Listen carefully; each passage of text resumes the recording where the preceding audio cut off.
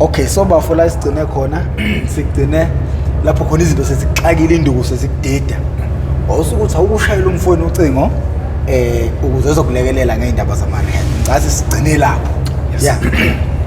Yeah, so at that stage kwase kufika egcineni ngase ngikhathela ukuphila ngase ngiphelele ukucabanga kwase kuphela ukwazi nje I was finished. I was in my lowest. I had hit rock bottom. I had lost yonke into that you can think of. If anything, I had attracted kweletu, I had attracted izitha, all negative types of negativity ongacabanga. So mhlawumbe we are recapping quickly. Ngase ngiphelele umsebenzi. Ngangena moto. Sidliwe. Ngena through. Ngena bangani. Yabo? Because ngisho abangani something as simple as abangani phela iyaphela into ehlalweni nabangani bakhe abasile ngeke bahlale nawe bekubona ukuthi kancane uye toilet kancane uye emotweni you know because usushintshile. So I had lost yonke into that made sense to me, like from 100 to 0 in fact ku minus yabo. So uNkulunkulu emuhle kwangifikela uthi listen akwengenza into ehlukile manje ngempilo yami. So ke ngase ngicela umfowethu wangilekelela. Ngamcela namhlanje umfowethu on that day wafonela rehab or wafuna inamba ye rehab. Khona rehab la kuthiwa isejulo Miyabek. Wafonela khona bathi ngingeza the following day. In fact babethi angize wayingalelo langa. Ayasetshenzwa ngala. Kwasho ukuthi yabo into ukuthi abanye abantu bama rehab baye understand into yethu understand isidingo uma ngithi ngifuna rehab manje sometimes it can be a matter of life and death. Ngenze ukuthi mabe ngaka-admit namhlanje ngihambe ngiyokwenza something stupid and mawusuyisholo wena yabo lonto. So the following day nga-admit to rehab ngahlala 30 days rehab. That's when my life changed. That's when my life changed. By the way kwangeyona yokuqala leyo rehab engikuyona but into engizama ukuyisho ukuthi to start with le ngase ngidinga ngempela ngase ngivumile induku. Shuthi lento yokuthi umzali uphusha ingane uyese rehab uphusha ingane uyese rehab kuyiqiniso ukuthi lento ngabe ayisebenzi lesebenza ayilela lapho umuntu khona esefuna rehab yena. Yabo nje namanje mfowethu njengoba sisebenza nabantu esibalekele ekuthini baphume ezidakamizweni ehlukile. Cishe umuntu nje ufike nomunye umuntu engayisholongo yena uthi ngicela ningisize usuwazi ukuthi maningi amathokothi kungalungi. Usually umuntu uyisukela yedwa nje engaqhuquzela ngomuntu athi ngisizeni bakwethu loyo kusuke seready. So ngangena rehab ngenza the normal okwenziwe rehab just like everybody else, 12 steps 12 step program and everything else that comes with it. But I knew ukuthi rehab uzohlala inyanga eyodwa. I had been on drugs for nothing less than 15 years at that time. And nakhona ngiyibala mangithi 15 years ngiyibala from 2007. Ngoba sengiqala cocaine. I was already ngidakwa utshwala, ngidakwa inhlango zonke lezi. So kahle at that stage my brother I had spent most of impilo yami ngi-intoxicated than not. So mina ngangijwayele ukuba intoxicated kunokuba sober. Ngangayazi mina. Futhi iminyaka eminingi nobuyiphila under influence of drugs then usober. Yes. So khona abantu abaningi engiyangithi ngisho ngisahlangana nabo manje ngimtshela ukuthi wena ungazi wena siqala ukuba nobudlelwano nawe I was on drugs. Sibazi baphela ubudlelwano bethu. Manje umuntu ohlukile awungazi wena. Kufana nje ngomuntu ohlangana nami manje ezwe ukuthi ngangenzana omunye uyangiphikela athi hayi unamanga. Like yazi ngibona mfethu umuntu uma ekade eseyidakamizweni usuke ngomunye umuntu uma esephumile ekuzona it's like kunomoya omdrivayo usuke uba omunye umuntu. Spot on. Idakamizwa do take over ukucabanga nokwenza kwakho, so they take over thinking capability yakho umqondo and obviously ukuthi wenzani kumzimba wakho so influence ukuthi ucabange nangithi. So once they take over ukucabanga kwakho I mean uba umuntu ongathi kungcono ukuhlala insuku eziningi abhema ngadli angenzi uyabo abantu abaningi bayayitshela ukuthi no you can balance out ubhema and live a normal life. Awazi ukuba kusho phela unempilo ezu2 abantu abawu2 because uma ubhema wenza zonke lezi zinto umuntu oyedwa usukuhleli nabanye abantu nje ezinye izinto ezihambisana nalento yenzayo akulula ukuthi uphinde usuke because sho sekufanele kube nama personalities amaningi and be good at that. And that's exactly what I used to do. mangisemsebenzini sothi ngomunye umuntu mangihleli nabantu esibhema nabo shintsha ngisho language mangisekhaya ngihleli nezingane ngomunye umuntu ukathinta indaba yokuthi wawuba namahloni ngisho ingane yakho mayibusi babuphumaphi yabo my bro ingane izona ezaba umthelela ukuthi ushintsha futhi ukushintsha kwakho okukhulu izingane zakho zadlala indima enkulu kakhulu you see ingane zami nomndeni nje mfethu because ngizothi sikhona isikhathi la umuntu akazenza khona izinto ezinormal ezibukekayo ezamukelekile ejabulisayo so they've always said that hope ukuze ngelinye ilanga leli demon lizomyeka but coming back to the issue ingane zami zayikhula kakhulukazi leyo kuqala so bese kufika isikhathi ukuthi ngisakwazi uma ngimtshela udoti nje ngisakwazi uma ngimkhohlise akhohliseke ngempela ngisho angavuma kodwa uyabona ukuthi hayi khona baba hayi is not hayi uyabona don't make sure la baba so kanti ngicabanga nje izolo you know sometimes this is sad sometimes uthi ngiyafika ngilambile angikwazi ukuthi ngiyaqhaqhazela ngisho kufanele ukuthi ngiyawushweba umlomo kodwa futhi ngisho ngisifakile ispoon emlonyeni whether ukudla kuyashisa noma kuspicy kuzoba buhlungu I can remember a day ingane yami ngifunza yazi maphuzu ngangifike ngihlafune ngithi ngaqeda ukuhlafuna ngizumeke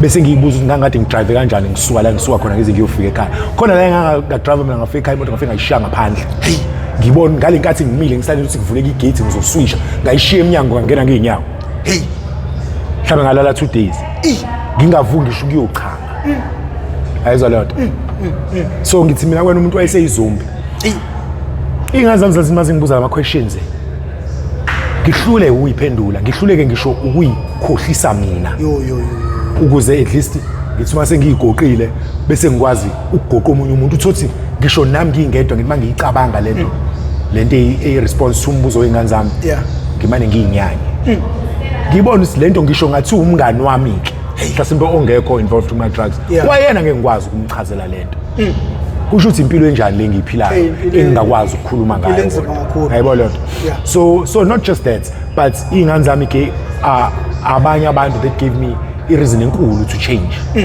because bakwenza kwacaca ukuthi bayamfuna ubaba wabo yabo not just ukuthi bayamfuna ngomlomo kunezizathu ezihambisana nama action ukuthi siyamdinga ubaba wethu khona ezokwenza ukuthi nokuthi yabo so yes ingane zami zangigqugquzela kakhulu futhi ukuze ngeke I'm not singling out umfana womdala ukuthi he was old enough yena to see laba abanye bebesebancane sometimes we even joke ukuthi when they are much older ngisho bangaba nawo ama memories awo abayobe evake but lo mdala wayesebona you know uyabona I can remember ingane yami ukuthi mangifika ekhaya avula imoto yami mhlambe uyo check usweet noma uyo check ama coins abantu afica iplate le cocaine ngaphansi kwesisi kuyabe kuyaba ngithi singiyabuya mhlawumbe uthi sengifuna ukuyophuma ngiyobhema futhi ngimfica umntana nami engiwashela imoto leli plate ulifake emanzini kusho ukuthi uyibonile mfowethu ayizwa leyo nto so ngithi mase ngithule ngicabanga zonke lezi zinto ngithi mina ngeke mfethu ngi-expose ingane yami kurabisho nje into nawo ongakwazi ukuyixoxela ngingangaye mina I was not exposed to lezo zinto but I still did so much shit ngempilo yami ngithi abenze njani bona mfethu ngithi akenze njani yabo so that's just one example but ziningi ezinye izinto engagcina ngifaka izingane zami nabanye abantu ababephatha impilo yami because vele mase ku-addiction ugcina ubafaka nabantu kuyona kugcina sekugqilazeka bona uthola ukuthi wena uhayi wena ubhizi uyajabula wenza yonke lento oyenzayo ibona abasele notwayi norabish wakho enye into engiyibonile abazali bahlukumezeka kakhulu ukudlula abantu okuyibona imindeni ihlukumezeka even ngoba ngisho abafabo umuntu osesibakhe bahlukumezeka kakhulu ukudlula lo suke seyidakamizwa kakhulu futhi lento ayipheleli kumnikazi wayo lo business it affects abantu not just umndeni ihlobo nani ngisho abantu esipaning ngisho nabantu osebenza nabo nemndeni yalabo bantu osebenza nabo yabo ihamba indawo ende leyo nto yazi ukuthi uqala lulanda futhi uyakamnandi kanjani uya appreciate when you start doing well bese ubuka ukuthi you're doing well influences abantu abaningi kanjani bese uyacabanga ukuthi ngale nkathi ungakenzi kahle kwa influence abantu abaningi kanjani negatively so njengoba sike sakhuluma off air ngenhlahla ukuthi kumnandi when you've been on both ends so ngaba involved ku-active addiction manje ngi-involved ngale ndlela ngi-involved ngayo so sengiyakwazi ukubuka ngehlo ngisothini ngi-level headed ngiyakwazi ukubona ukuthi Morse code kangenza umonakalo nje I used to put through abantu engitshela ngiyabathanda abantu engitshela nginendaba nabo abantu engaziyo for sure ukuthi bangithanda but so to end up on uthatha advantage yalolu uthando lwabo that's exactly what happens because umuntu omazi ukuthi hayi lo uzonginikeza imali uma ngidabukisa ngenza mhlawumbe uma wakho mhlawumbe baba wakho noma dadewenu mfowenu u-end up uma manipulator umuntu agcine ngayenzanga into ebalekile mhlambe nawe ubuzobenefita wena uhambe uyibhema leyo mali hour lonke uthothi bizokwenza umehluko impilo yenu yonke uyayibona wena uyibhema nge-hour izinto ezifana njengalezo yabo so mfowethu ngangena rehab ngaphuma but ngangiworried ngangisaba and ngisho sise rehab I can remember rehab ke kufike kwesinye isikhathi abantu from OAA other recovering addicts bafike bazonikeza ama testimony abo so this one time kwafika abantu abawu3 abelungu so and then story amami la u2 and one lady so ngimangilala story of this lady singithinta something kwi story sakhe yahlala engqondweni yami bese afterwards ngiya kuyena ngiyombuza ngithi mina manje awusho mawusuphumile ke rehab wenza kanjani ukuthi wasabhemanga manje athi ngakangiphendula futhi ngithi mina izizathu sokuthi ngikubuza lento sodwa ukuthi ngabe ngiqamba amanga mangase ngithi i-feeling yama drugs even namanje mangicabanga ngawo kanti ngitshela at that time ngithi mina if I think about ama drugs manje and the feeling ayingiphathi kambi it's something that I think I can do again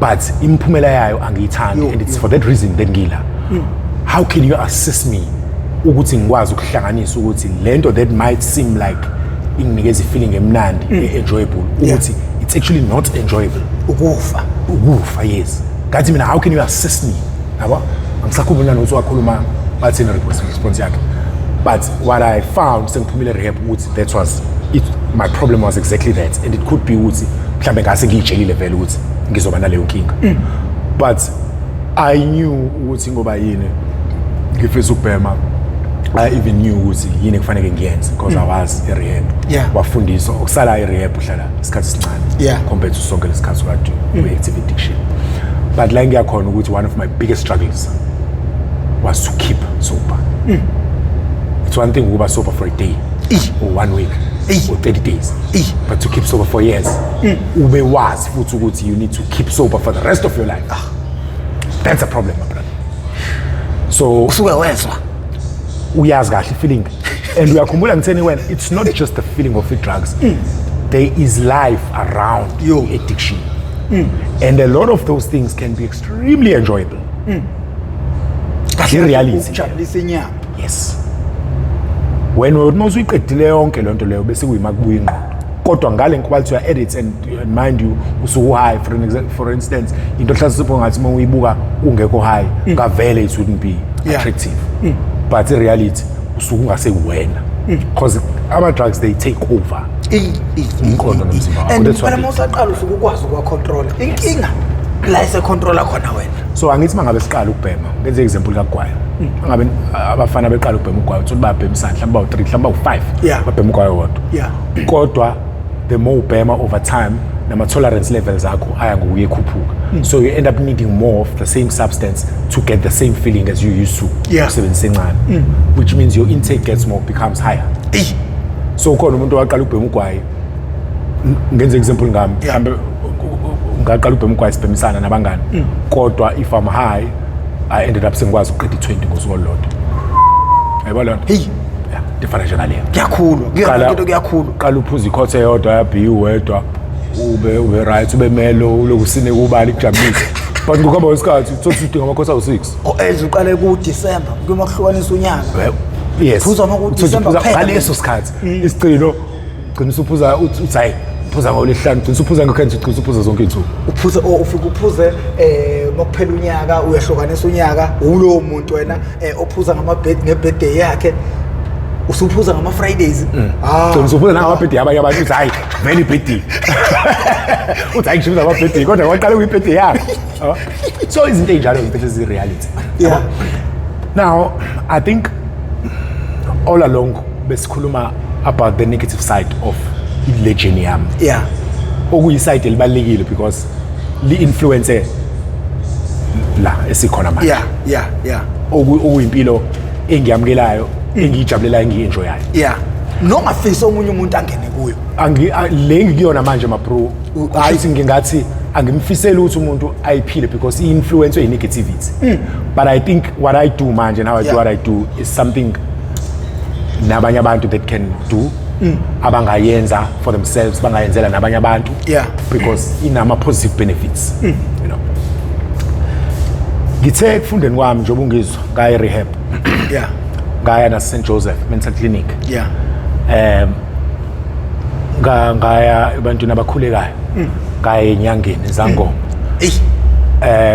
futhi ayikho into engayizamanga mfowethu ayikho into engayizamanga bengiqhuma ngiphalaza insuku eziningi ngincinda ngishisa impepho ngikhwingcwe kucaca ngithi mina ngithi noma futhi ngibuye impophomeni ngibuye olwandle sengigwilize ngicishe ngife uthi uphuma nje ubuyicabanga le uthola ukuthi uyempophomeni ekseni ngo5 sebusika ugodola ungakafiki nje naseduze kwabanzi uyongena kuyona uthi uyongena empophomeni akhuluma ubona ukuthi uyafa but uzokwenza njani futhi because ngifuna usizo so ayikho mina ma bro into engingayenzanga enganginethemba ukuthi izongisiza ayikho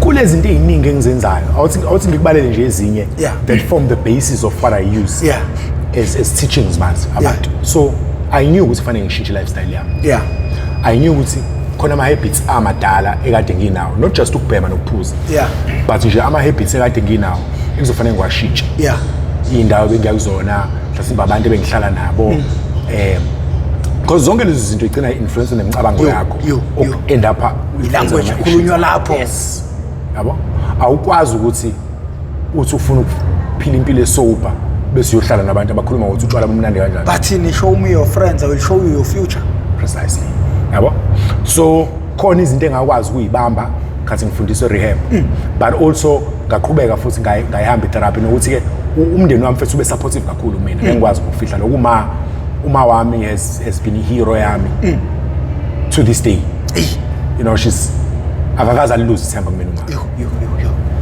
and kwahamba ngathi nami sengiqala ukusebenza ngokuyimisela towards recovery yami kwangigqugquzela lokuthi God bakhona abantu abangithembayo kuthini ukuthi ngingayithembi mina amandla sevela kubona lapha angithi sifana nani manje mina bengilwa ngimncane nabantu abangangami uthatha umuntu uzongihlula kodwa mase kunomfowethu lapha ngemuva ngeke uzongihlula it's spiritual umoya wakhe uyakwembatha manje usulwa ngamandla usuphushwa nayilo yonke leyo so ma mfethu angazi ngingaqala lapha ngicine mangazithi ngiyambonga but she's been wenza umsebenzi omuhle kakhulu nomndeni wami uwonke nje mfethu not just in but ngiyacabanga ngoba uma wamphela uyangizala vele wayezokuthabonga ngabafele bathe manje isihamba la ngitshela kahle sekubuyile ngizodlala ekhaya ngidlule ingotshe la ngitshela isaba lathi futhi lathi alingeke ngiyalo hayi kunaye wayethi mase ngigrand because ngeke ayimele indaba ukuthi uzofuye iphara yabo uzobona udala chaos la ekhaya ngizodala inkinga la ekhaya so waye lapho naye ukuthi ngoba engangifuni ngiyamandastand amadoda so mfethu kuona wonke lama experiences and ngaleso sikhathi mind you isikhathi ningi ngispenda ngedwa so mina some of the things that I used to do ngayivulela ingadi encane edladleni sewama tips ke lawa towards recovery awuthi istama nayi ngayishayela ingadi yami encane ngaba nesikhathi ngasetha iroutine ngingaspani ngingenza lutho ngasetha iroutine ukuthi ngifuna ukuthi mangabe ngiyolala ngivuke ngazi ngizovuka ngenzeni kusasa angifuni ukuba ne-idle time so ngathatha ifone ngabhala timetable timetable yami mina uyifunda wawungahleka ebhala ukuthi wake up hamba uchama xubha amazinyo make your bed wash ubuso not necessarily le order engiyishoyo kwakukhona ngisho isikhathi engisi-allocate ukuthi ngizongena ku-Facebook noma u-Instagram lezo zinto ngoba manje ingqondo yami ngidinga i-control ngiyinkinga yomuntu angikwazi ukufreestyle kusho ukuthi kufanele nami self ngiyibhale into guide yes yabo so I understood that about myself ngabona ukuthi kuzofanele ngiyilekelele So kube khona isikhathi la ngiyokhipha khona ukhulu uthothi ukhulu alincane kwesinye isikhathi I need to stick to a routine like uma kubona ushaya ingadi bathi wenzani bathi useyahlala my bro part of routine yami was ukuthatha ama walk yeah I used to take walks for hours ngihambe ngikhuluma ngedwa kwesinye isikhathi uthi ngiyakhuleka kwesinye isikhathi ngithandaza ngize ngikhohlwe ukuthi bengithandaza ngikhumbule sengithule ngikhumbule sengikhuluma ngenye into uthi hayibo bengikhuleka konje ngenoxolo Nkosi I swear to God that's what used to happen ngithi ngixolele uNkulunkulu bengaqondeni lose concentration but my mind is fried we understand and now I can't concentrate for too long I even used to laugh at myself at times ngithi mina for sure if ngihlangana nomuntu la because mawukhuluma nje ngibona namanje kusho ngijwayele ukukhuluma ngiyakazi izizathu kusho noma ngikhuluma ngedwa ngikhuluma ngiyakazi isizathu so umuntu uhlangana into umthombo magama and ngiyayibuza ngiyiphendula ukuthi kwenzakalani ngami ngithi mina indaba mina ngibe njena ngithi mina kusho uNkulunkulu mina ongidala ukuthi ngihlupheke ngizosafarisha kanje impilo enjani le ngingafike ngibe nempilo ebukekayo kube khona izinto engiyi-achievayo bese ngiphinde ngiyakuluza konke manje yabo so I had many questions nganginganelisekile ngangibona ngathi impilo i-unfair kumina ngangiblame abantu abathize ngangekho grand fethu but I needed to find answers and I knew ukuthi I need to fix the situation like uma ucabanga lento eyidakamizwa ayinawo usathana othile ayiwona nomoya ngoba like inabantu abangawuthola umsebenzi abagraduate benze yonke into but wena ususebenza emakhampanini amaningi kodwa manje usebenza emakhampanini amaningi idakamizwa belokhu ziyitshe empilweni yakho uyayi understand leyo nto leyo kunomuntu ongaphuza ongabhema ongekho idakamizweni uyastruggle ukuthola umsebenzi kwenzakalani lapho Ifethi indaba zakamoya angikho nkamkam so it's not something that I would like to get too much involved in but ngingakhuluma ngami I do think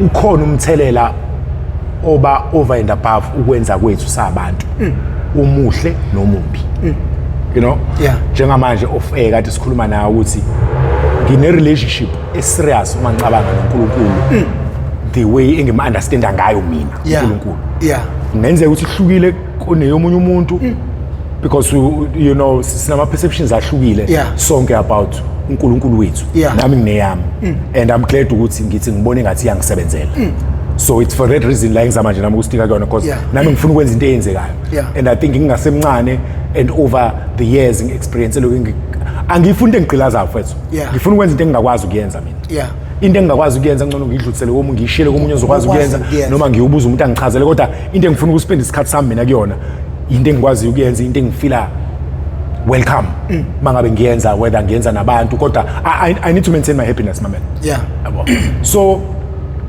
ngifunde hamba ama therapist njoba ngisho yonke lento so uthola ukuthi yiningi le information engiyitholayo ngangihlezi ngi-internet as well bese ngiyadecide ngilanga ukuthi akwengenza ama notes because ezinye izinto uthola ukuthi ngangithi mangabe ngicabanga uthi ngizoyikhohlwa ngisho ngithi ngizama ukucabanga into ekade ngiyicabanga sengicomfortable ukuthi ngiyayi-understand uthola ukuthi angisayikhumbuli kahle ama-details akhona ngisawakhumbuli kahle quickly futhi ekufundeni kwami nga-realize ukuthi phela ingqondo does get affected over long periods of addiction so your ability your brain function does affecteka futhi yabo so izinto ezifana njenge-memory ziyadidiseka lezo zinto ngangabe ngisafuna ukungena kakhulu ekuthinini ngezandla zami sengiyimoshe kangakanani because leyo nto yayingidepressa kwasayona ukuthi njengoba nginje yimina lo zenzeka yabo sengangiphathi kahle kwayona leyo nto so ngathi mina okay let me just say ngiyimoshile ngiyimoshe enough yini engizoyenza ngalokho ngama amazwi ngase ngiyifake engqondweni ukuthi akwengizame ukulekelelana nami nginje because ngingikwazi ukuyishintsha but I can work with myself and hopefully ngizo-improve ngadecide nje one day ukuthi makhona into engiyifundayo noma engiyizwayo engifuna ukuyikhumbula nangelinye ilanga ngizoyi-recorda so ngarecorda efonini ngenza ama-notes ngepeni nephepha I think at that time ngangiyiphonile i-laptop yami ihambene nomsebenzi wami I mean izinto eziningi it might be another time but nje I was used to phone ama-phone ama-laptop not just izinto zami nokwabanye uma unginika ifoni yakho kwakodwa basop kushe abawashi zonke izinto ey'sheshayo nje kuwukuthi mhlawumbe ngangekho muhlehle entshontsheni Yeah. yabo Yeah. njengoba ngithi ngisho mhlawumbe nganginayo indawana yovalo Yeah. kodwa nje mangihleli nomuntu ontshontshayo ekhuluma ngento yontshontsha ngigqugquzela abantu zophelezela so sigcine one day okay one day I realized ukuthi I have so many notes kungaphuma incwadi yo ngathi nje mangibuka ama notes ami mhlawumbe ngase ngiqedile uthukwayo oqala lokubhala nje uma ucabanga into ibhale mangibhala ngilocabanga kwesinye isikhathi kuyenzeka ngibhale 10 pages at a go hey kwesinye isikhathi kuyenzeka ngiphinda into eyodwa mangibhala kwesinye isikhathi kuyenzeka ngibhale umbhedo into engini mangifuna ngiyela ngithi lapho kwi daily routine yakho yayikhona lento leyo yokubhala yes ku daily routine yami kwakukhona ukubhala no connect to my old ndabe nokuzama ukureflect where I come from khona Yeah. influence ukuthi ngiyaphi so I always used to try and practice lezo zinto Yeah. mina I used to set time aside for thinking ukuthi khona into engibhodarishayo I need to apply my mind kulento kodwa angifuni ukwenza lokho manje because ngokwe timetable yami ngenza lokho manje ayivumi lapha so ngithi mina ingqondo yami cela sihloniphane side lesikazi okwakuhlonipha akungihloniphe nje kubekani okay now usuyifundisa ukuyicontrola manje yes ubuyele ekuphatheni ngizama ukunormalize ngizama ukubuyela kube nomuntu ngizama ukuthi ngikwazi ukuvuka ekseni ngigeze uqube amazinyo basic things ngidlula umbhede yabo and not just ukwenza kanye but nakusasa nangakusasa because impilo injalo it takes 21 days to to form a habit but also to break one yeah it takes 21 days for some people Yeah. it took much more time for me lo 21 days ngawuzama ngaphuma kuleyo nto wayukhohlwa mina indaba ngicabanga ukuthi mina kumina ukuform i-habits noma ukuphuma habits indala mhlawumbe sigodlala ko-90 days thatha isikhathi eside futhi okwangempela abantu abafani Yeah. yabo ngaba ne-manuscript ngaba nama-notes anele and then I said mase nama-notes then I started making calls Yeah. fortunately khona umuntu engimaziyo Yeah. from my past umngani wami namanje in fact sisabangani uyabhala so ngamfonela sifisa igama lakhe ngifonela ngathi mina Sifiso mfowethu ngicabanga ukuthi ngilungele bhala incwadi Yeah. kwenziwa njani wanginikeza ama-tips wathi indaba first ngoba ngiyakwazi ungayi-stress bhala incwadi give me so many words ngizoyibuka mina futhi ngikutshele if ingamukeleka yini by ama-publishers and what not Yeah. so wangisiza wangigqugquzela futhi wanginikeza i-target enkulu wayithi I wrote something like 60,000 words it's not a joke le ncwadi le is less than 60,000 words njengoba ingaka so ngabhala and manje masithiwa 60,000 words angisakwazi loku ngiba nama-notes kanje because sekufanele ngiwabala ama-words Yo. so sekufanele into yami ihleleke yabo and ama-words kwesinye isikhathi usuwandisa ngisho nange-topic yabo. Yeah.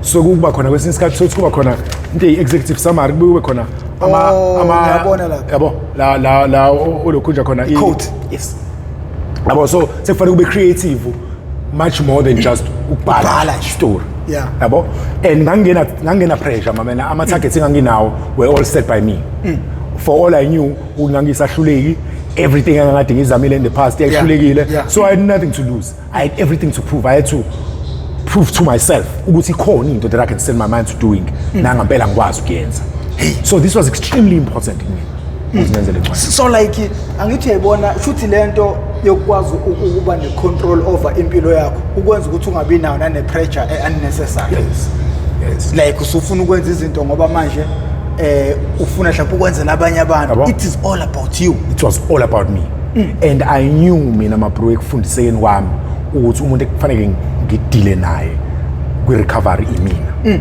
ngaleso sikhathi I got to understand ukuthi ukuba njani ukuba selfish correctly ukuthi ngikwazi ukuqala ngokuyinakekela mina kuqala into efana njengokuthi if ngi-right naturally abanye abantu aba-around mina bazoba right without me putting an effort yokwenza bona babe right if ngi-responsible ngithumeka ngi-reliable nginjani kusho ukuthi vele abantu engiphilisana nabo iy'ngane zami umndeni wami bazoba right yes mina okwami ukuthi ngizama ukwenza kahle mina then abantu abayiphatha impilo yami naturally bazoba grand like even at ihamba iziyophumela othandweni if ungayithandi wena ungayi-appreciate u-expecte kanjani ukuthi umuntu othandana naye aku-appreciate ngoba kunabantu abanokuzethemba okusezingeni eliphansi othi uma ethandana nomuntu ehleze efila low lokho kwenza ukuthi ezegcine nemicabango eminingi ukuthi ayezongixolela warawara usu-insecure nani kanti iy'nkinga zakho ngiyayithanda into oyisho kanti kwesinye isikhathi if you can first ukwazi ukuyithanda but not just that. Yeah. Ufike uyithande bese ukwazi ukuyikhombisa uthando my bro. Yeah. Those are some of the things engayifunda lapha rehab which namanje mfethu ngisahlezi ngicula kubantu. Kukodwa ukuthi ngiyayithanda mina nani so mhlambe ngoba gqoka kahle mhlambe ngoba une perfume enhle ngami. No, kwesinye isikhathi ukuyithanda ukuthi uyasazi isikhathi sokuyolala. Hey, because you know ukuthi umzimba wakho udinga ubuthongo. Into oyidlayo.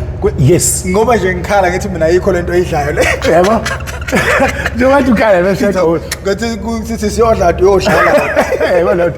So nanokuthi mhlambe manje khambisana ne-training nani so khona izinto specific ehambisana ama-goals are specific nami ngizama ukuyi-achievela wona. But yes, ukuthi ukhuluma ngani, ukuthi who do you spend your time with, what do you do or say when you spend your time nalabo bantu, yabo yonke leyo nto what you consume ngengqondo yakho ngamadle bakho into ozogcina uyikhuluma. So izona zonke izinto ezihambisana nokuyithanda-ke manje usuyayikhombisa, those are actions ahambisana nalo mcabango okuyithanda oyitshelithu nawe. So izona zonke izinto I had to learn these things over time like that. Yabo khona omunye ubaba oyi psychologist ngithi ngimfonela ngixayekile futhi sokhona izinto ezingixinayo ngimfonela ngitatazela athi ndabe focus on your recovery. Azabhala athi full stop. Uthole mina ngizombhalela into engaka mina. Into enkulu into engaka. Yena mana ngibhalelisene lot athi ndabe focus on your recovery. Angiyeke. Ngelila ngithi ngizibila manje wena mangithi ngiyakwazi wena contact amangixayekile. Manje ngithi ngiyakukhulumisa athi ngoba lento ongibuza yona has got nothing to do with recovery yakho. Yo. Ithe kuwena focus kuwena. Into esimple njenganokuthi ngisho ungaqhamuka nento wena egrand kanjani. Yeah. Mhlambe enjoyable engane positive influence ngisho nasempilweni zethu. Yeah. Kodwa at that time if leyo nto yayingizi ilekelele recovery yami even worse mayengase ithikameze in one way or another phuma kuyona. So mina ma pro abangani bami ngabayeka bonke and into eyadala singenza kanjalo ukuthi kwakubukhuni kimi ukuthi ngikhethe omunye ngimiyeke omunye cause ngiyabathanda and abangani bami bangampela babengazenza idakamizwa kube siyabekwa ngaveleke. Angisenawo amahloni okusho lokho manje because I don't think ukuthi khona a true friend engahlala naye athi uyakuthanda okwangampela yet nibe nihlohlana yeah. So mhlambe sasabangani sasikhohlisana ngazi right now I don't regard labo bantu as abantu engangibathanda ke mina angibazi bona ukuthi bathini ngami mina definitely usho ukuthi ngangamthandi lo muntu but nami I was not myself. Yeah. So siqine isidla amaningi sake nanokuthi ukubhala kwa developer kanjalo ke lento yokubhala le like ngifuna singaze sidla amaningi esakeni umsebenzi lona ungahambanga. Tell us more about the page ongivulele lona la uzophila usihumusheleke akulona lokuvulona nto. So sikizathu specific esidala ukuthi ngikhethela kuleli page uphile nje ngimane nje ngakhetha le chapter. So chapter 3 uthi what does it take for one to be an addict? Ngezulu esilula nje umuntu onjani ongaba addict? Yeah. And i-answer yaloko ithi noma uba. Lento yayibalekile kumina because abantu abaningi banohlamba umuntu ozoba addict umuntu mhlawumbe oqhamuka ekhaya noma yedwa ongekho ubaba umuntu mhlawumbe ukhuliswe single parent yabo ukhulunyezwa yo into engicabanga uzodwa lezi. Mina siqala nje ngitshele kahle ngathi uma nobaba babekhona umaye wayunesi ubaba wayenesitolo sasihlala kumazakhele sasihlala elokushini kugcwele u4 room kodwa umuzi wasekhaya wawusunwetshiwe kancane fethu sasingekho even close ukuhlupheka sasingezona igwile ekhaya sikasibe igwile kodwa kwakuphile abazali bethu babephuma endleleni yabo to make sure ukuthi sharp yabo kodwa futhi while they did that ubaba was hardly ever at home. Wayephuma ubaba kusasa emnyama abuye ebusuku uma wayesebenza 7 to 6 mangaphosisi crazy hours abuya asebenza ebusuku abuya so nje ukuze silale edlile but it worked really well for me because mangabe sebenza ebusuku ngiyazi ukuthi uzobuya ngobani ngiyazenzela yabo ubaba ngiyazi ukuthi ubaba mayiphuma ngisho singalandelana naye ngemoto athi iphuma ngibe ngiphuma vele good so hlala la baba so uthola ukuthi umuntu wayesebenza lawo ama opportunity yabo ukwenza udoti yo excessive use and abuse of drugs and alcohol go hand in hand with people that can afford them. So high earning people like lawyers, doctors, engineers and so on use a lot of drugs and alcohol. The life of drugs involves partying, nightclubbing, prostitution, and several societal ills, which are commonly available in the society. But some people choose not to get involved in them, and those are a few lucky ones. So ngathi mina, some people choose to not get involved in land, and ngase ngithi, and these are the few lucky ones. Ngangiqondise kumina le nto ukuthi mina I was one of the unlucky ones, because bakhona abantu who njoba ngisho who are academics who use a lot of drugs, including engineers, like I am an engineer, lawyers, doctors. I used to smoke rock with a doctor. I used to smoke rock with an advocate. Le arts sakhe emzini wakhe likilaka kangize kuhleka unomuzi omkhulu so much uma ungena egate awuboni umuzi khona ihlahla uhamba endaweni eminyama amazi kusuke kuphela ugesi angazi kwenziwani manje kaze lo check ngeke uhambe kumnyama ngazi uhamba ehlathini mama endlini le house yabo sengisho ukuthi ama drugs awabhenga abantu only ababhedayo yabo but kubona bonke labo bantu some of them are able to choose not to continue after experiment and those are the lucky ones because I wasn't unable to choose to not use drugs even when they started causing me troubles because even when sengibona ukuthi ayibo sebenzina kusahamba kahle sengibona ukuthi ayibona kungidlela imoto yami yoqala yadliwa ngo-2014 ukuthi it didn't seem like iyadliwa because ngangiqeda ukuthenga enye imoto wafika nje umuntu okhuluma kahle lalela le moto ifile okoqala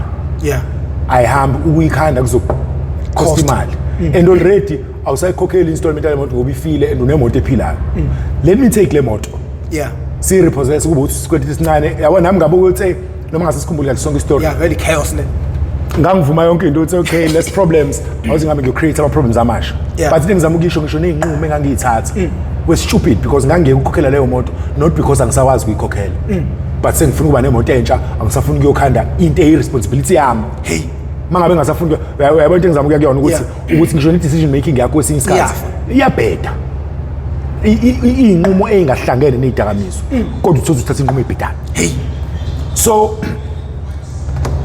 bese ngiyaqhubeka the general availability of drugs and alcohol and their regular exposure to people is one of the main reasons why so many people use them. It's not clear whether the increased availability of drugs is the cause of the upsurge or is it in its use or is it the increase in accessibility that has been caused by the demand. Into engangisho la mapro ukuthi ngaphezulu ukuthi uafford which usually comes much later empilweni yakho usebenza nani but kwesinye isikhathi i-availability ne-exposure so uma ngikhuluma ukuthi mina ngakhulela eMlazi ngakhulela kaJay kwakubhenywa blind mina ngasekhaya makhelwane wami ila ngafunda khona insango ngafunda khona ibhathini kamakhelwane hayi ukuthi uzugibela imoto waweka nje umuzi ohoda uze ngalawo sengishilo ukuthi kupola le video azi ukuyahlala lapho sezoyibonela kwakuyisekhaya la kuyise next door la ngale siyakhala ngale kwalomuzi engangifunda kuona kwakhandwa imoto zayincinzwa futhi kukhona ama taxi kwakubhenywa ke lapho ke nje futhi ngisho nezidakamizwa more than ibhathini kwakubhenywa ukuthi angazi noma kwakuyikhokheni noma kwakuyini ngangiseyingane but I used to see plate just like my son used to see iplate lami that's exactly what I used to see kulawo bafana so we would see babeke bahambe nathi kwesinye isikhathi lama beyo check intombi zabo khona sophuma khona sophuma sibabizela intombi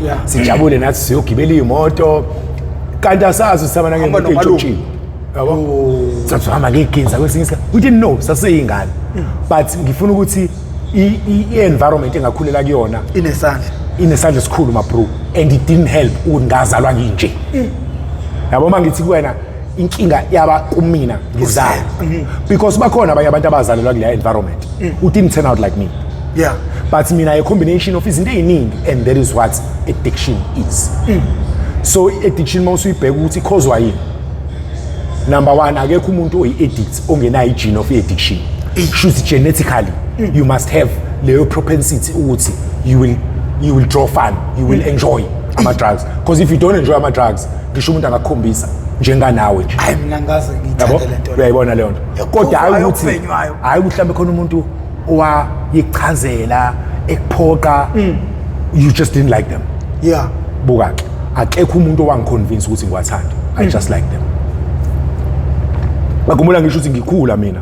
I look forward to ngizokhula nini ngibe mdala so that I can smoke. Akekho umuntu owayengiconvince endabeni. Mawusukhulile ubuso umdala kufanele ubheme. Ngangiyibonela mina. Ngangiyithandela mina leyo hlobo yempilo. Yabo? So ke i-character into engazalwa ikimi. Now njoba adusha ukuthi ngizoyi-unpack lento ngithi akukho clear ukuthi into edala izidakamizwa isebenze kangaka is i-availability yazo because they are available my bro. Yeah. It's even worse manje. Or affordability. Yabo? Yeah. Or khona izinto izathu engisibekile la or accessibility. So akhona for everyone to get them. Noma ngaba wa afford. Isuka lapho lento uthi create ubugebengu. Yes. Akhona available. Siyasa guys swap. Bese kuphinde kuzoba lula futhi ukwathola esekhona kusuwabona sengiyazi naye meshento. Akuyona inkinga ukuhamba ngiyothenga izidakamizwa njengoba ubona nje. La isikhona kukanye. So ama situations afana njengalawo futhi awamlekeleli umuntu onjenganami. Yo. Yebo lonto. So ingakho ngizwa ngithi it's that combination yezinto. Okuwukuthi sabantu society sekuyizona zonke izinto esifanele sibheke lezo zinto. Okay, like le ncwadi le ngokomthetho nje, ngokomthetho. Le ncwadi each and every family kumele i-own le ncwadi le. Le ncwadi my bro, and it's not just this, two lezi ncwadi. So uyabona lena le ithi a destructive way of living bese ithi the misguided lust for recreation. Awuhumusha lana ngangithi ukuba uninformed ukubhayiza ngezulu. Okay. Ukulandela into uyitshela ukuthi ilento oyitshela ukuthi kade akusiyona. So mina I was trying to have fun. Yo. I was trying to enjoy. I was trying to ngangizama ukuphila impilo. Shawushizi. Sabe sigoqa nje shawushizi bese seclubini. Kanti bese uyobheda lapha yana. Whilst ngizama ukupursue leyo happiness, I made wrong choices. Ngaendapha ngimithana nabantu abarongi. Ngaendapha ngiexpose ezintweni ezizohamba izingxaki. But mina ngiyiqala yonke lento, all I was trying to do is to enjoy myself. Right? Like njengamanje khona abantu abasayenzayo lento. Yes. Abaphila lempilo obukade uyiphila. Exactly. And njengamanje ngoba mhlawumbe basakwazi ukucontrol noma mhlawumbe kuzama ukuphuma esandleni bayakwazi ukuphinde bekubuyisa emgqeni. Le ncwadi le ingakwazi ukumlekelela lo muntu uthi aphume kuyona lento engaze efike esigabeni sakho. Le ncwadi my bro is perfect ukulekelela umuntu because it makes reference to ama real life real time izinto ezenzeka okwangempela. Impilo yakho yangempela le kuyona imovie. Yes. And ichazwa ibhalwe umuntu oyiphilile leyo nto. Yabo? So le ncwadi ibalekile because ngaphezulu kokuthi inama topics amaningi but i-addressa for an example some of the chapters. Yeah. I-address ukuthi umuntu uba kanjani i-addict njengale chapter kade ngirefer kuyona manje. Kube ziyabekwa nje umuntu onjani ozoba i-addict. Iphinde izokuchazela ukuthi ubona kanjani uma ngabe i-addiction uma ngabe uphuzo lwakho noma umsebenzi wakho izidakamizwa seku out of control. Because khona izinto ekufanele zibe ama indicator kwena because ngeke size sikwazi ukugama mangasithi utshwala beyabheda. Yabo. Or insangu for an example is illegal manje. So abantu bazoyisebenzisa lezo zinto. But uma ngabe uzothi uma uphuza utshwala bese udla imali ye-rent. Uthi uma uphuza utshwala ungabusayi emsebenzini yabo. So those are all indicators ukuthi phela uyedlini violent. Yabo. Usuvuka ekseni, uthi uma uthi uyabheka gqoka ikhondom. Ikabi yami khona yangixoxa lathi yenzela lezo zinto mabru uthobo emhlola yami. Uthini umngane wami uthi wavuka ekuseni ethi uyoyichamelela le daki hawu ufaka ijazi. Umchamo awushaya toilet lapho ugcwala ejazi. Zenzela lezo zinto. Yabo. So akhona nama questions when I do ama screening and assessment when we assist people. There are a few questions. Esithi masimbuza wona umuntu ngimtshela umuntu ukuthi if you answer yes to 3 out of these 5 questions you must know ukuthi udinga usizo kukuwena kodwa. Ngithi ngisambuza emithathu imibuzo yo 3. Some of the things yo ubuze kuzona. Uthi uma usuvuka ekseni uthi amehla amnyama uthi uyabona ayikho into ongayenza sekufanele ushilise. Yo. yabo and uma ushibiza uzizwe ukuthi hey gaqaqeka kunothisha wayezeqhaqhazela esikoleni yabo ebe nedumba uthola ukuthi khona umuntu that lie about their drinking uthola manje indlela asiphuza ngayo sekuyaphoqeleka ukuthi angalikhuluma iqiniso ukuthi uphuzani noma uphuza kangakanani yabo. So that's just an example, but yes bengisathi kuwena mfowethu lencwadi kubaleka kakhulu for everyone to have because indlala ngesizulu enye into i-addiction complicated my bro.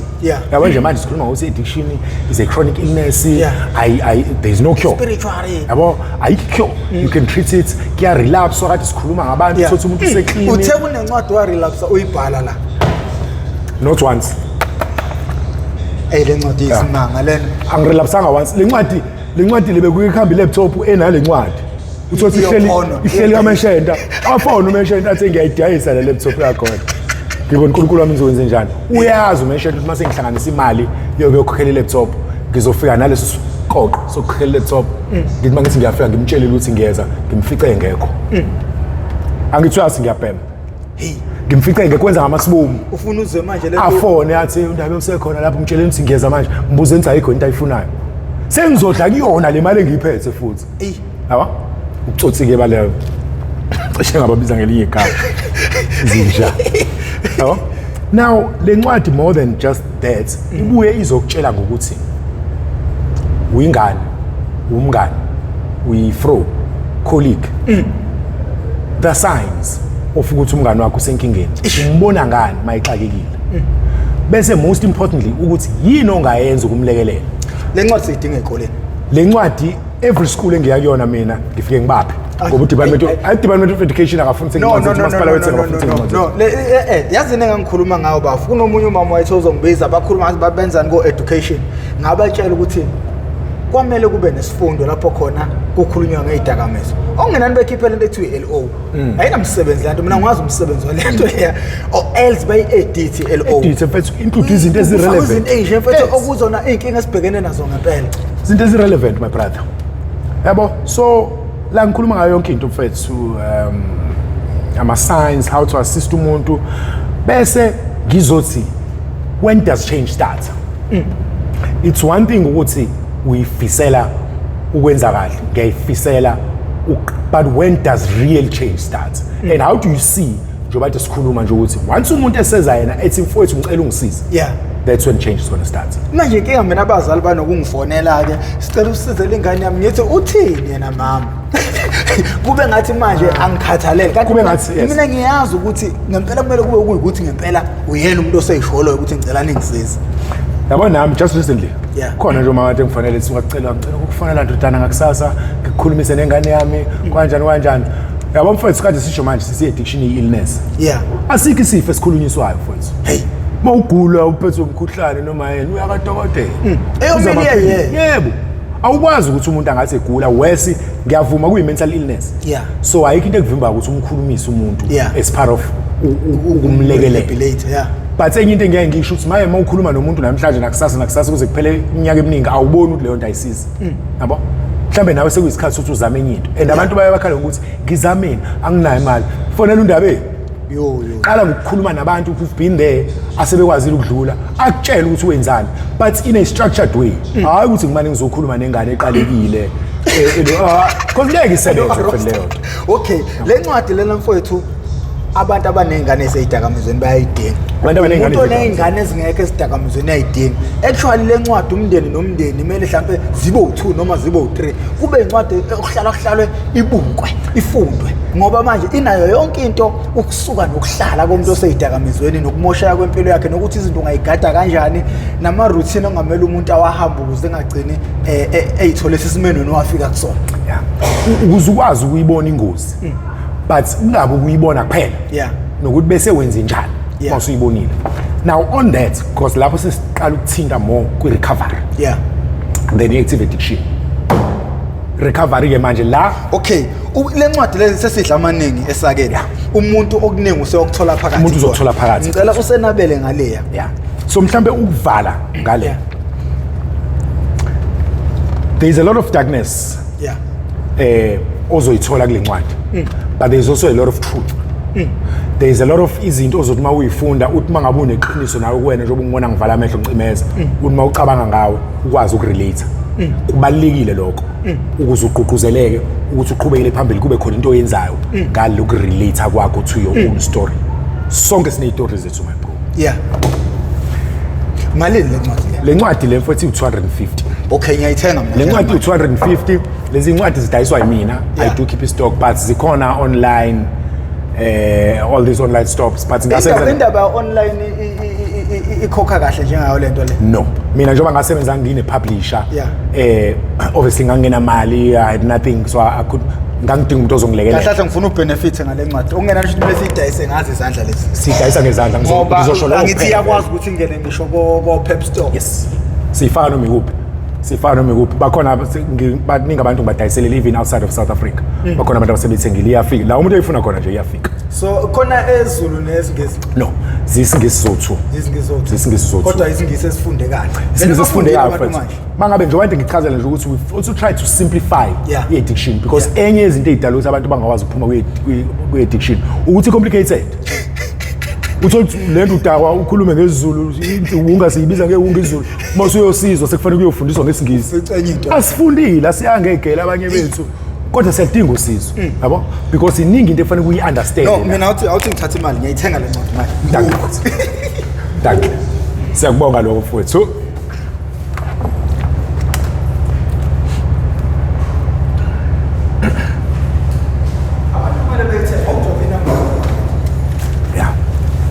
Phone number yakhe ithini nokutholakala? Phone number yami mfowethu ithi 061 5233 463. Asiphinde. 061 5233 463. Yeah, ngizoyifaka nakwi comment box ngiyifake nakwi description. Ukuthi abantu abajwayele ukuthi beyokhopolota ngale description. Futhi into engizovela ngiyenze ngizoyifaka kwi comment box. Please, so nansi mali le ncwadi ngiyayithatha njengamanje. Awubona umphakathi ukuthi sengisupportile. Nansi imali. Iphi incwadi yami? Enkamnandi uthola le bese ngivele ngilokhunjile. Uyisayinile? Yebo. So isi-read ngazi bengazi ukuthi uzoyilela. Ngiyabonga. Ngiyabonga. Sengiyothola umuntu odame engicathulisa ngesilungu. Noma ngiyodame ngibuza wena la ngingabona hle khona phela amehla walivende ngaleyo ndlela. Ngiyabonga kakhulu my brother. Bonga mina mfethu. Yeah. Now let's look at the next book. Yeah. If ubuka ngisho isithombe sale ncwadi you'll see ukuthi khona isithombe somuntu ngibhekele amaketanga aqabukile namaketanga aqabukile but there is also light ahead. Yabo mawubuka le enye there is a lot of red which is a danger, there is a lot of darkness yabo zonke lezo zinto. So ngisho namakhava ale incwadi the graphic designer kahle kahle did some decent work because ngisho usabuka nje amakhava uyabona ukuthi alright lana khona meaning behind lesi sithombe lesi. Now lana ngiqala lencwadi I was already clean. Isihloko sayo sithi beyond addiction. Finding hope and solace. Isizathu sale ncwadi is to give people hope and peace. Solace kahle kahle I was also trying to find igama elizo ngisebenzela kahle. But i-meaning yami ngangifuna serenity, which is a state of mind where you don't have the pressure unnecessary, which is a state of mind where you are calm. Sisho ukuthi lento yokuset up your daily routine ukuba control over impilo yakho. Impilo yakho and your surroundings. Ukuba nje in charge but with an intention to achieve certain and specific goals.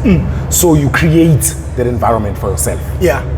Uphume eyo influence any point noma morning side noma ibria noma kamakhelwane noma deal with your own environment. And leyo nto izomambe imlekelele nomuntu oyilalele le nkulumo noyibukayo ukuthi ispace sakho kufanele sigcine usukwazi ukusibiza njenge safe space usungisho usendaweni where you feel i-discomfort and i-vulnerability wazi ukuthi kodwa mangase ngisuke ngibaleke ngigijime la ngizona mangifike ekhaya ngifike in a place protected enokuvikeleka. So I was trying to encourage leyo nto kubantu ukuthi we need to work on ourselves and our immediate surrounding. then usunga expand again. Ngabe umuntu otoxic eduze kuyicycle yakho nje. Can't work like that. Nokuthi if you don't have hope, then you might as well umane uyiyeke lento yenza. Like ukaba break down indaba ye vision ngesikhathi esihleli lapha ukuthi driver kanjani umuntu I vision.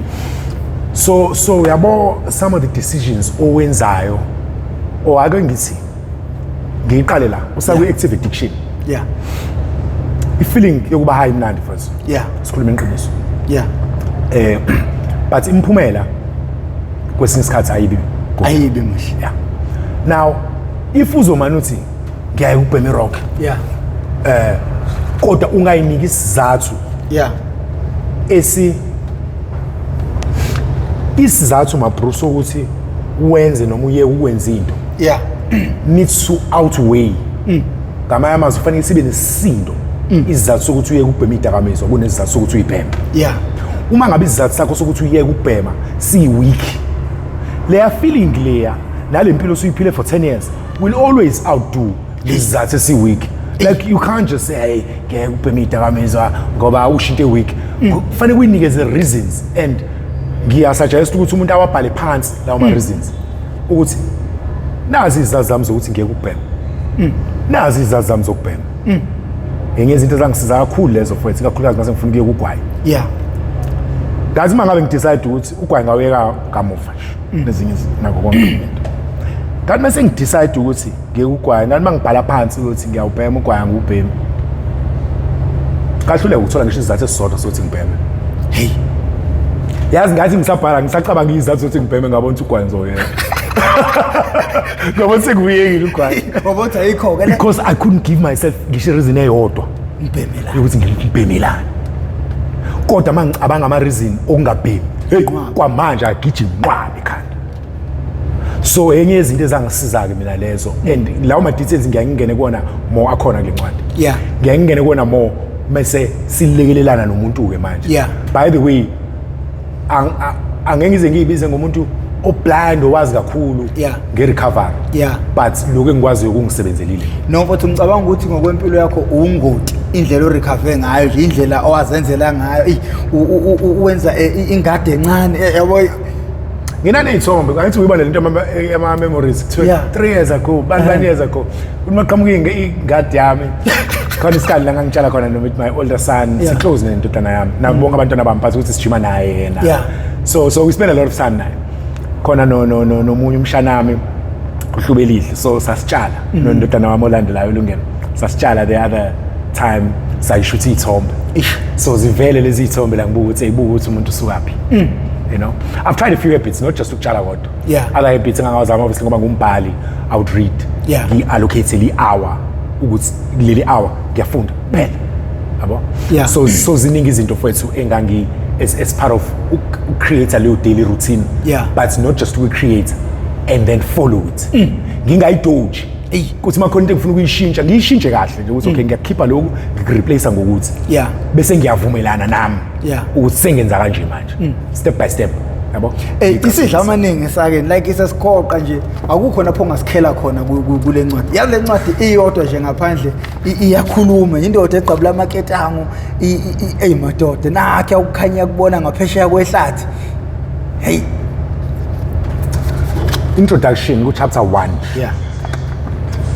It's when a child is born, he or she does not know what is right or wrong. He or she learns what is right or wrong through experience.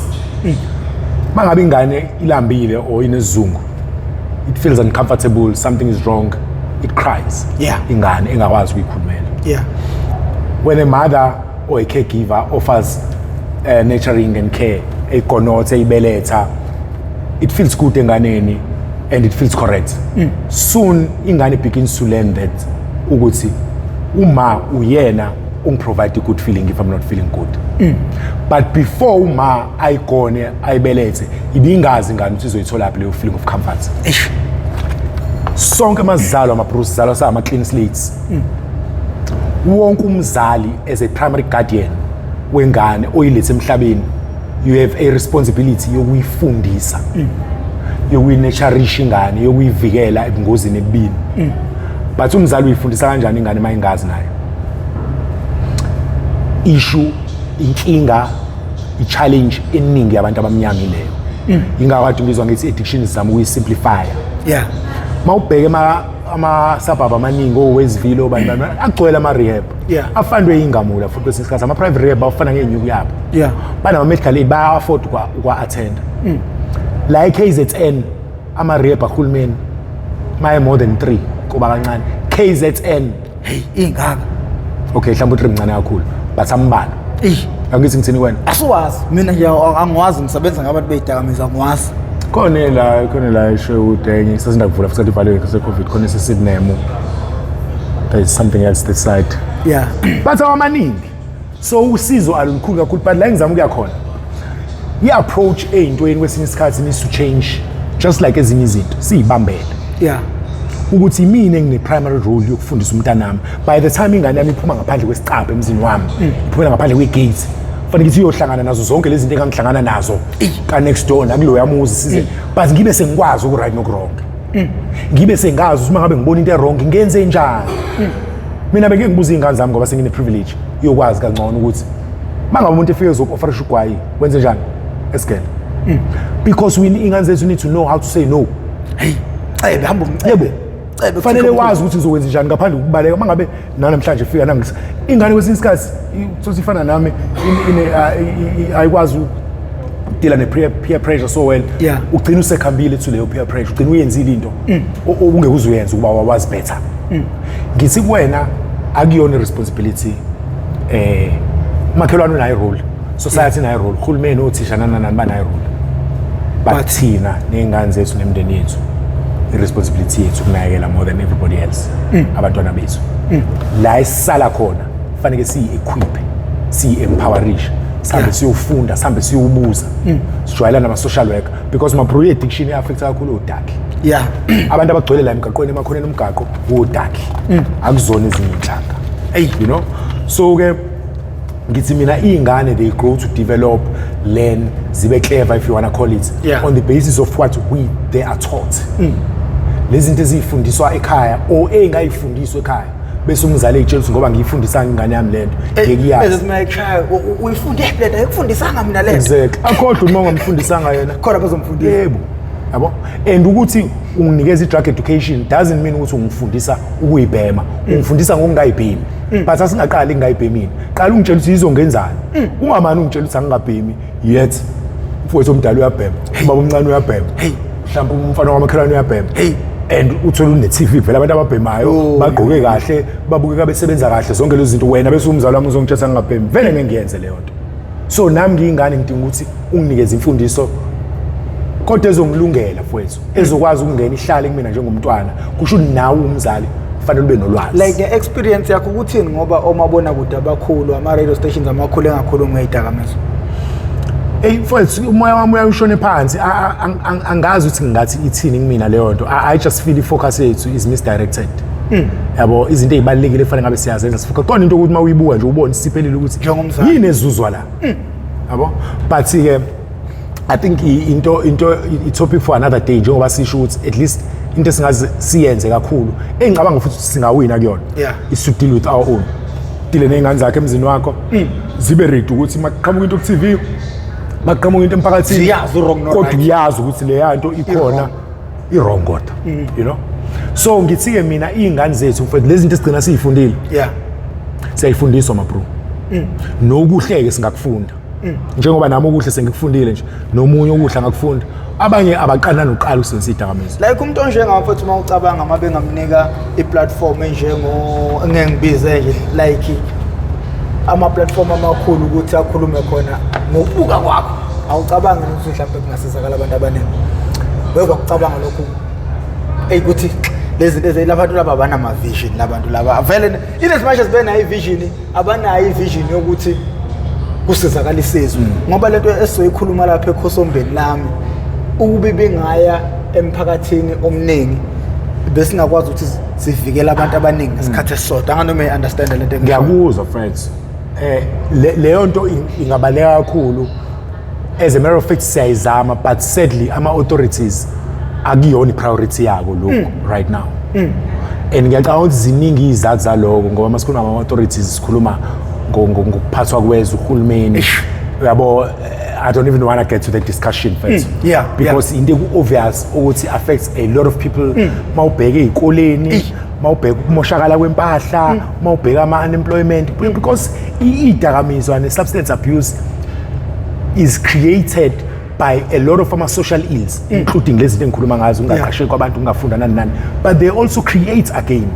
Yabo, because umuntu mangabe ngasebenzi engenze unesikhathi idle time, unama frustrations unani bese yothola indlela ukukhupha. That's one of the reasons angithi abantu abasezidakamizwa. Kodwa athi seyitholile lezo zidakamizwa, agcine seyiaddicted, agcine sephilela ukusebenzisa lezo zidakamizwa. Bese yogqugquzela ukwenza ama social ills. Akasaqasheki ngoba seyidakamizwa. Mhlawumbe useyantshontsha, mhlawumbe useyarela. Yeah. So it's a long chain of things ukuthi masingathi si-address nje ilokhu njana i-availability, si-address le-accessibility, kuboshwa abantu abenza okurongi, kwenza kube khona i-drug addiction eminingi ey'koleni, yabo, kube khona izinto ezizenzayo ey'balulekile nje futhi mbijana after a couple of generations sobe sesiwubona umehluko. It's definitely not gonna happen kwi-generation yethu. And umuntu oyikhulumayo usengozini yokuthi alimali. You see, that's another thing. Yeah, that's another unfortunate part again. So manje bafo isidla amaningi sesigoqa nje lithini lapho kubantu kuvalelisa like unanokuhambela amajele mfowethu yazi indoda ebusy la abantu akazi indoda ebusy le. Yabona mfowethu lami lithi incwadi yokuqala ngiyayithanda, it's really close to my heart. Ibuye ngibuyisela ama memories angekho mnandi nangimina but kuumsebenzi. Leyesibili, there is a lot of light.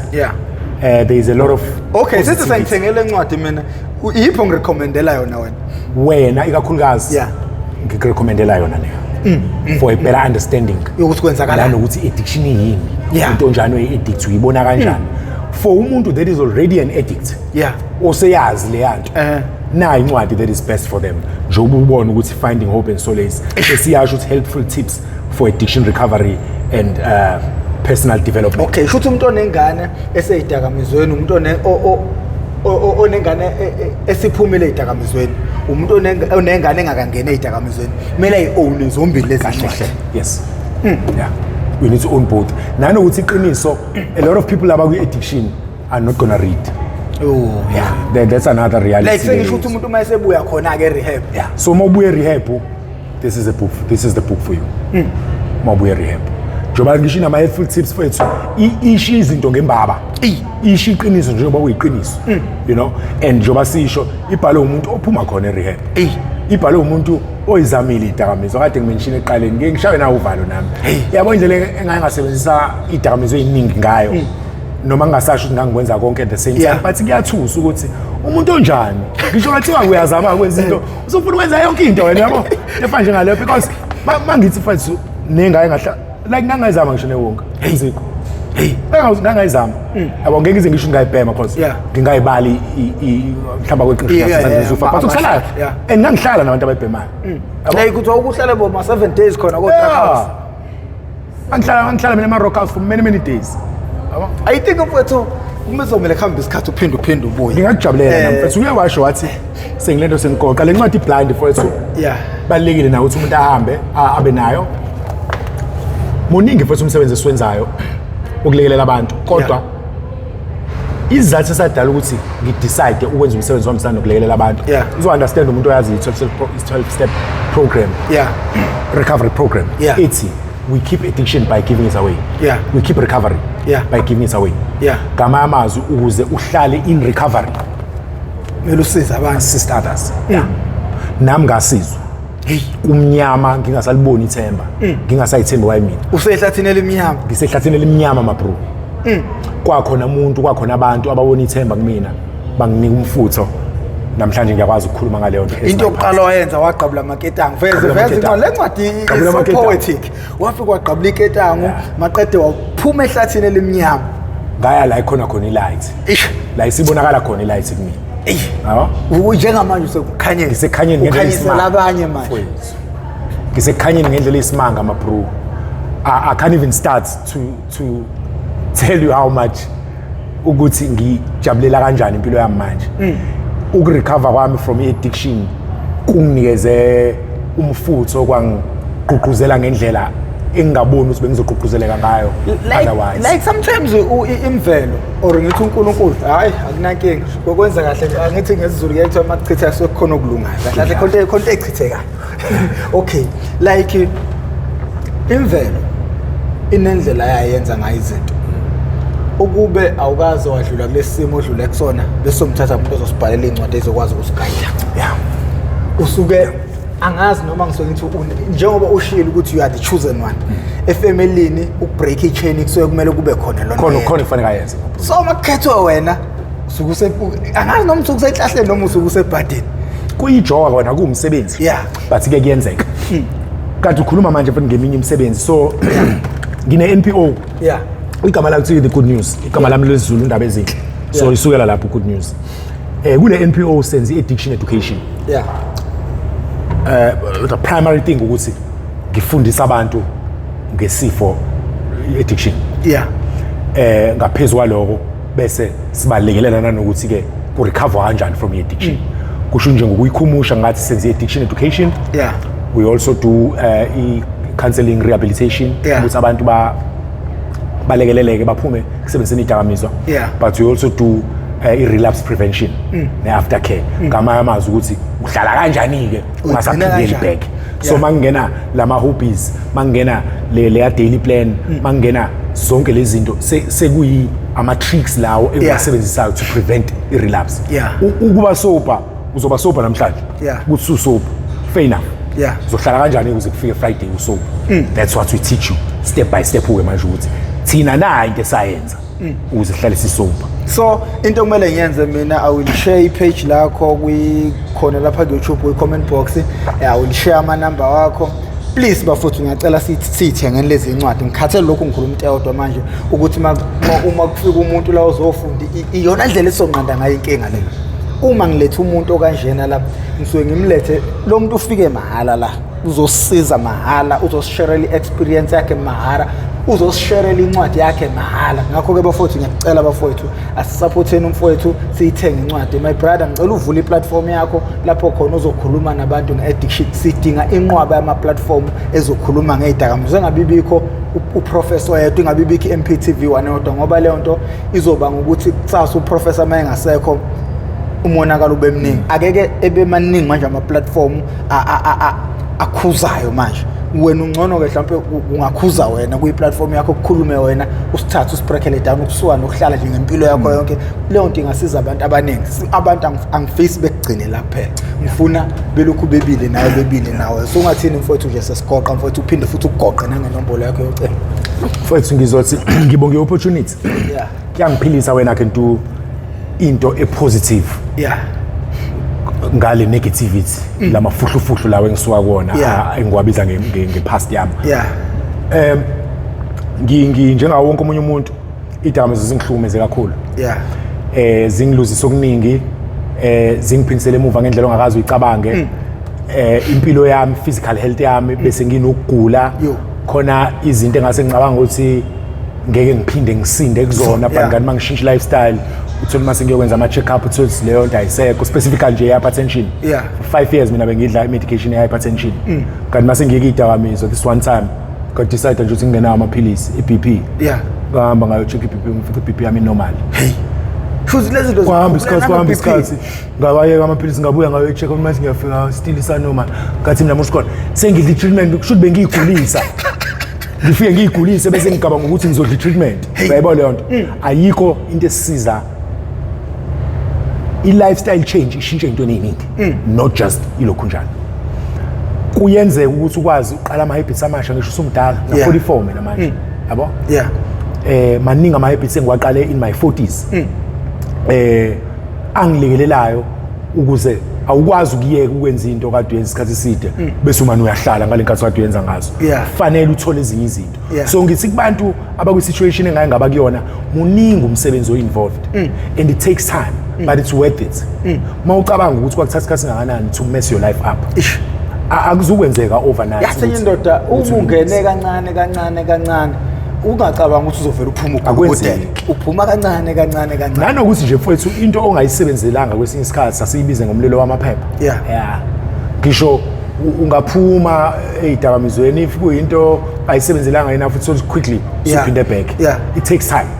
It takes time to everyone uphumayo kakhulukazi uma uphuma eminyakeni njenganami. Yabo asifani sabantu abanye kuyashesha kwabanye but ngithi kumuntu ofuna ukuphesiwa le journey recovery brace yourself. Khona ikhathi enzima usazohlangana nazo but kuyadluleka kulezo ikhathi. Ungayitshela ukuthi uwedwa, ungayitshela ukuthi kufanele uyihambe wedwa le ndlela. Bakhona abantu abangakulekelela ukuthi uyihambe le ndlela. Akumina ngedwa khona AA ziningi izinto ekhona khona NA ziningi futhi izinto. But I think enambeni yakho uzobachushisa kakhulu. Uzobachushisa abantu. But nathi into engiyifuna abafowethu if ever ufonela ubhuti kungenzeka ukuthi awunayo imali awuyi-afford incwadi wara but bafowethu mhlawumbe kunezinto ofuna ukuyibuza ukusizakala kuzo but bafowethu ngicela simsupport ubhuti siyithenge le ncwadi yona into engiyicelayo bafowethu yona into nje ehamba phambili kumina nje manje njengoprofessor noma ungathenga yodwa incwadi lapho engiyobuye ithenge siyithenge nga-1 sizogcina sikwazi ukuthi mhlawumbe zigcine iphelele kuwe zizosiza definitely zizoyisiza imiphakathi eminingi and nihlabe ikhwelo lezi incwadi kumele ihambe ziye ezikoleni ukuze izokwazi ukuthi othisha abafundise izingane ukuze isizakale zingaphelele ezidakamizweni. Ithini inombolo yakho bhuti? 061 5233 463 061 5233 463 WhatsApp ama calls abantu bangayithengeli yena incwadi kwesinye isikhathi idinga omunye umuntu idinga i-family member idinga umngane umndeni uyi-own le ncwadi mawuthenga incwadi kwesinye isikhathi ungathenga i-copy yodwa that's what I do mangithenga incwadi kwesinye isikhathi ngiyazi khona umngane wami uthandayo ukufunda khona ukhazini wami uthandayo ukufunda ngimphathele nayo i-copy siyadinga nathi ukuyigqugquzela le culture yokufunda because i-information isekufundeni yabo ngifuna ukuthi ngiyabonga kakhulu ngethuba kube yithuba eliphilisayo nakumina sometimes when I talk about myself ngithola nethuba lokureflect ngiyibona ukuthi ngisukaphi so I really appreciate the opportunity but more than that ngifise ngalo mlayezo ungafika kulabantu kufanele ufike kubona ngifise ngathi labo bantu ngathi mawusufikile futhi kubona baphinde benze bawudlulisele phambili bese beya-acta on it la umuntu eshoda khona whether ufuna ukuyibuzela wena noma ufuna ukubuzela omunye umuntu contact me send me a text yabo athenga incwadi na ku-Facebook page yami there is a lot of educational ku-Facebook ngundabez MPO kuze sophusha MPO is the good news vele kwi-comment box ngizoyishare ngiyiphini ukuze izobona yona wonke umuntu ozobona right yakho but ku-Facebook ngundaba ezinhle mabuya then Instagram naku-Twitter ngundaba emabuya but ngikhona ku-social media ngiyayiposta educational information. I also do ama-radio stations every Thursday kahle kahle ngiku-DYR manje but njenga last weekend nje kade ngikwizi lo mzansi on Sunday you know so I do kuma-radio ngiyaye ey'koleni ngenza ama-presentation ngiyafisa ukusebenzisana namanye ama-NPO that do similar work ngiyafisa ukusebenzisana nabantu abanama-organization abafisa ukuthola le information nale experience for the lack of a better word ngikwazi ukuyisharisha nabantu babo so we are open to do work nabantu and njengoba ngisho ngiyibiza ngomsebenzi because it is work we are an NPO asiyenzi profits but we do charge ukuze sikwazi ukwenza umsebenzi onesignificance ukuze ukwazi ukuthi uqhubeke ufike lapha na ulala udlile and stuff iningi ezenziwa online dinga ama-airtime dingeka WhatsApp ama-data for zonke lezi zinto ezenzayo so umsebenzi wethu requires us ukuthi sifake imali kuwona and for that reason that we charge but we don't charge exorbitant rates so please bafowethu supportani ngisebenza ba-online bafowethu into esisebenza ngifuna nithenga ama-hard copies ngifuna umuntu abe nencwadi yakhe ayiphathe esandleni so nina bendlondle nopapa ekhanda kamenza into abakawulalelele umuntu omemezayo omemeza ngathi yakhaliyalile uthi igula likaJama lichithekile awunina bendla mhlathi kamayekisa awunina abazukulwane bakaphalo nina bakadalinyeba awunina bakamhlokombane madoda uvudla amadoda upejana aphuma esiqini ade bekuvalele nina bohlanya bathi liyadla nidlodlobelele beke isihlanga emadolweni mina nguprofessor ngingokamkhize ngidabuka phansi kanongoma esigodini sakabheka umthetho uma usubuke weza wafinyelela la siyacela ungakabi ingxenye yethu ucindezela subscribe button ucindezela ibheli zokuba emathubeni ukuthi makukhona sikuposayo izoganqaza ocingweni lakho uzothi uma ungena phakathi bese uyitholela isiqephu sangalolu suku mina njengoprofessor sengincenga